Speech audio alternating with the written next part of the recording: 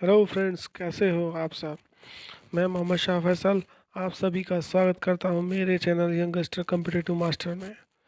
तो मैं दोस्तों आज फिर हाजिर हुआ हूं एक बहुत ही इम्पोर्टेंट टॉपिक लेकर, जिसका नाम है बाल विकास के अंतर्गत आता है।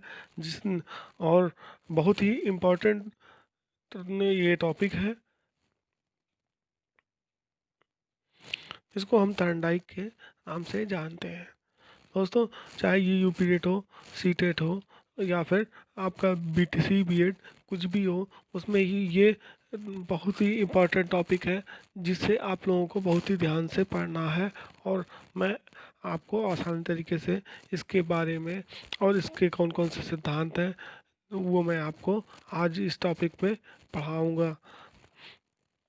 तो ज़्यादा देर ना करते हुए मैं आप लोगों को टॉपिक पर ले चलता हूँ।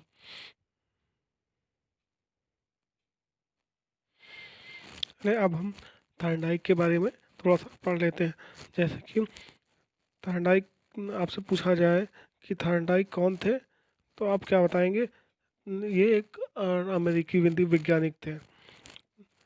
और थॉर्नडाइक मनोवैज्ञानिक थे।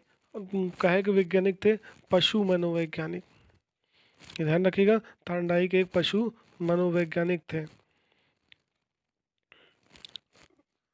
इनके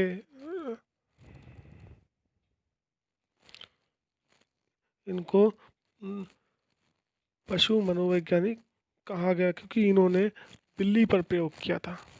ये जानवरों पर प्रयोग करते थे, इसलिए इन्हें थॉर्नडाइक को पशु मनोवैज्ञानिक कहा गया। इन्हें अब और इन्हें प्रथम शैक्षिक मनोवैज्ञानिक भी कहा जाता है। और इनका सबसे इम्पोर्टेंट क्या है, ये पार्ट नियम। इन्होंने दो नियम दे दिए, एक मुख्य नियम और एक गौण नियम।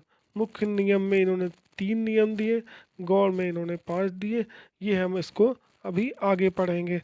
सबसे महत्वपूर्ण इनकी ये थ्योरी है, एसआर थ्योरी, जो इम्पोर्टेंट है और एग्ज़ाम में अक्सर पूछा जाता है।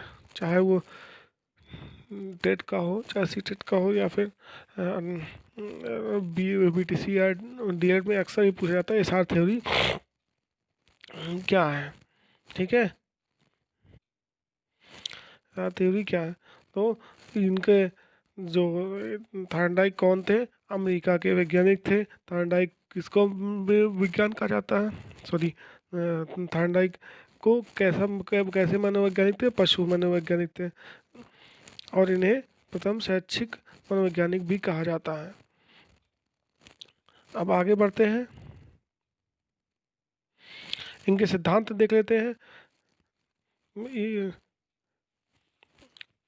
इनके 5 सिद्धांत थे। इन्होंने 5 सिद्धांत दिए।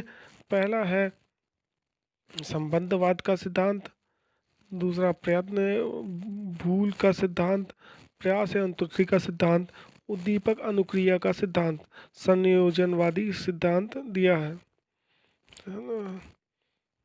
ठीक है, संबंधवाद का सिद्धांत वो सिद्धांत है जो उद्दीपक या कह लीजिए रिस्पॉन्स, जैसे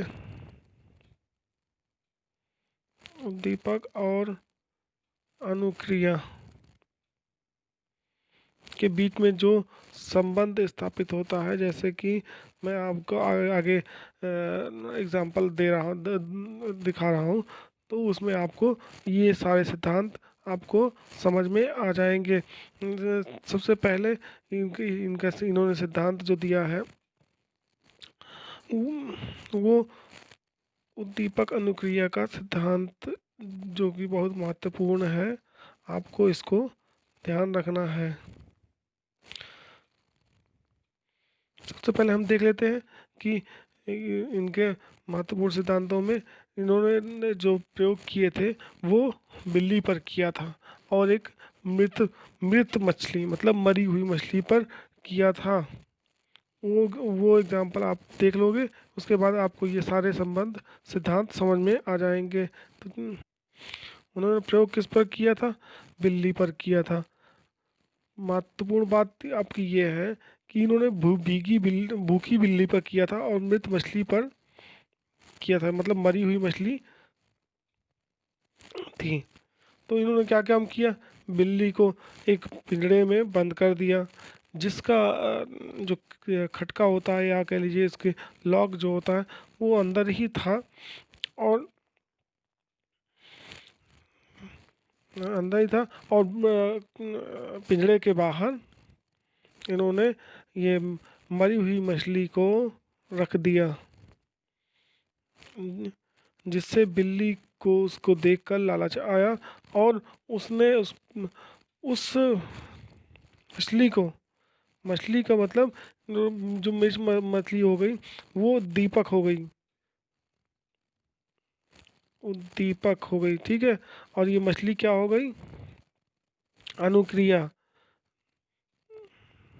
ये बिल्ली हो गई अनुक्रिया, मतलब रिस्पॉन्स करता, मतलब मीन्स ये रिस्पॉन्स कर रही है। और वो दीपक उसका टारगेट, एक तरह कह लीजिए टारगेट हो गया ये उसका टारगेट हो गया। तो यही सिद्धांत इनका, एसआर की थ्योरी। अगर आप क्वेश्चन पूछता है कि एसआर थ्योरी कौन सी है, तो आप किसको लगाओगे? थार्नडाइक को।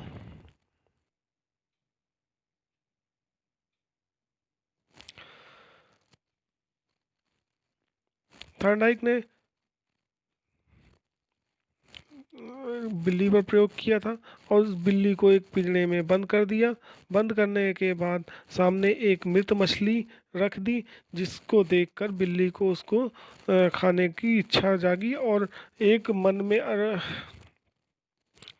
अनुक्रिया मतलब रिस्पॉन्स उसने दिया, और उसने वो अपने इस टारगेट को पाने के लिए कोशिशें करने लगी।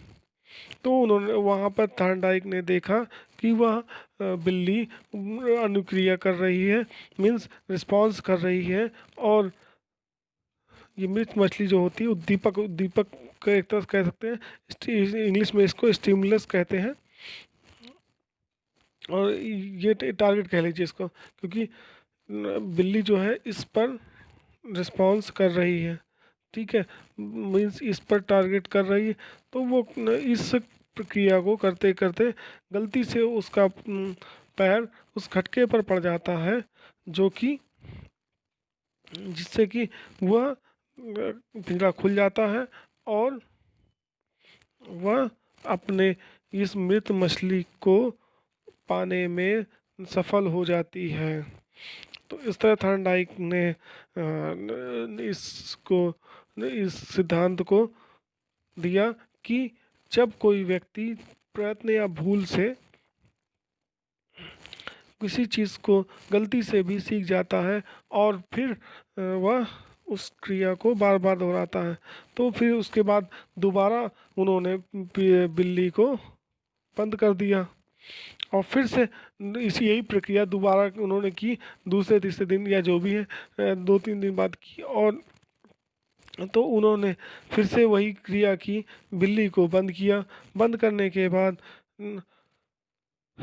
वही मैं मछली रखी, तो उन्होंने ये देखा कि दोबारा में बिल्ली उसको उस पिंजरे को डायरेक्ट ही खोल के अपने टारगेट मींस उद्दीपक तक डायरेक्ट पहुंच जाती है। तो वहाँ पर थॉर्नडाइक ने यह किया,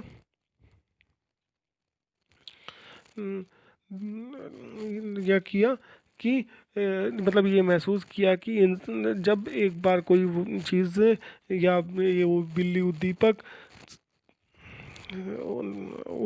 तक पहुंचने के लिए एक बार में जब वो सीख गई, मीन्स उस लॉक को अचानक खुल गया, तो एक बार जब जानने के बाद आप उसको सीख जाते हो, ठीक है।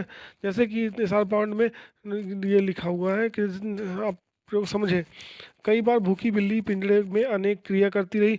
अचानक लीवर पर पंजा मारा और लक्ष्य को प्राप्त कर गई। मीन्स मैंने आपसे बताया ना कि जैसे कोशिश की और कोशिश करने के बाद वो अपने टारगेट को पहुंच गई। और उसके बाद सेकंड, ये जे स्टार का मतलब बहुत इंपॉर्टेंट समझिए आप लोग, ठीक है। अनुक्रिया के द्वारा दीपक को प्राप्त करने की क्रिया को प्राणी सीख जाता है तो अनुबंधन कहलाता है, ठीक है। अनुबंधन, एसआर बॉन्ड, बॉन्ड का मतलब अनुबंधन, ये एसआर बॉन्ड आपका बहुत ही इम्पोर्टेंट है, ठीक है। अब इनके हम बहुत ही महत्वपूर्ण नियम देख लेते हैं। इन्होंने दो नियम दिए थे, एक मुख्य नियम और दूसरा गौण नियम। एक गौण नियम दिए और मुख्य नियम दिया।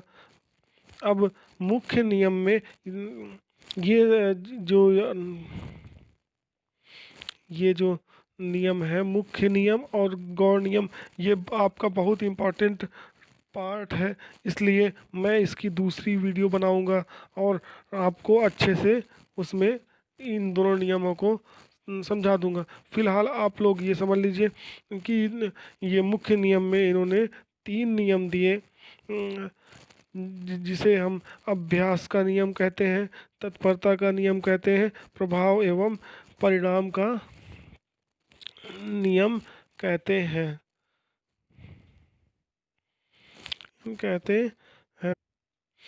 नियम कहते हैं। और हम दूसरा नियम जो कि गौण नियम है उसको देख लेते हैं, ठीक है। अब इनका ये दूसरा नियम गौण नियम है, ठीक। गौण नियम के अंतर्गत बहु प्रतिक्रिया, दूसरा आता है मनोवृत्ति, तीसरा आता है आंशिक क्रिया, चौथा आता है आत्मीकरण और साचार्य क्रिया का नियम। ये आपके 5 नियम गौण नियम में आते हैं, जिसको मैं आपको दूसरी वीडियो में इन दोनों नियमों को डिटेल से समझा दूंगा, जिससे कि आपका कभी नहीं भूलेगा। तो आप लोगों को ये वीडियो कैसी लगी कमेंट में ज़रूर बताइएगा, और अगर वीडियो अच्छी लगे तो लाइक करें, शेयर करें और सब्सक्राइब करें। बेल आइकन को दबाना ना भूलें, जिससे मेरी आने वाली वीडियो आप तक डायरेक्ट पहुंच सके और आप इसका लाभ उठा सकें। तो नेक्स्ट वीडियो तक के लिए good luck, goodbye and thank you for watching.